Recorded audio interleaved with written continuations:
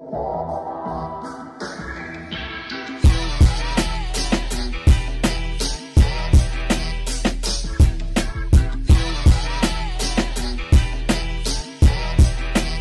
what is up guys, I'm KBHD here, and hardware season, aka hashtag Techtober, continues with a new smartphone. Again, this is our first look and impressions of the Razer Phone 2. Now I know a lot of people were interested in this phone. I found the first one somewhat of a mixed bag. I definitely had my complaints about it, but it was promising, and it had some unique, unmatched features like a 120 Hz display. Now this year, those features are still here, and they're definitely still unmatched, but they've made a number of improvements and tweaks and upgrades towards one thing, and that is to make this second generation Razer phone a little bit more friendly like a normal everyday flagship, not just a gaming phone. Now they're not going all the way to full-on bezel-less, notched all the way to the edge 2018 design, no. But pretty much every little change and every tweak they've made in this phone is targeted towards that, appealing to more of the masses with a phone that can actually be used every day that happens to have a couple advantages for gaming.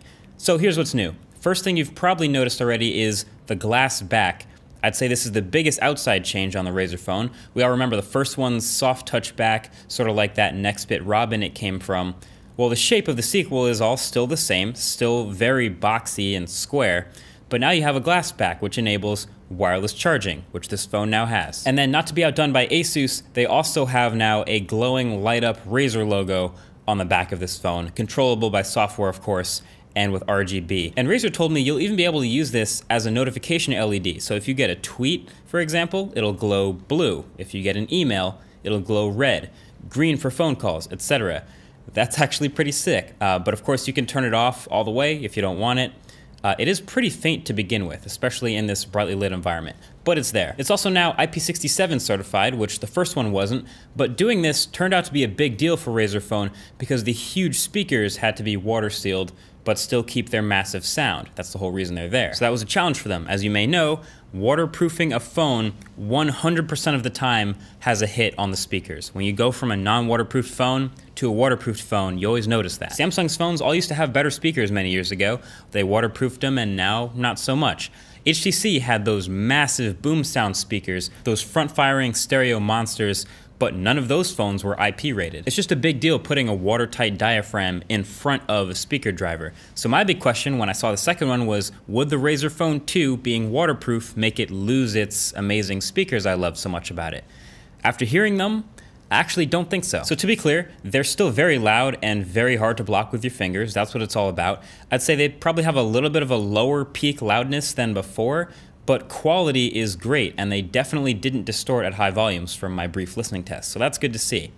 And up front, there's also a slightly brighter 5.7-inch 120 Hz IPS LCD display, the only one in a phone again this year, 2560 by 1440 resolution, but yeah, it is now up to 645 nits.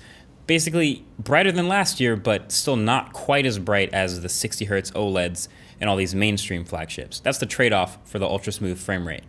And then also, they specifically addressed some of my biggest complaints in my review with the first Razer phone. First off, the camera. There are two new Sony sensors on the back. They're both now 12 megapixel sensors, one standard one with optical image stabilization and one telephoto without it.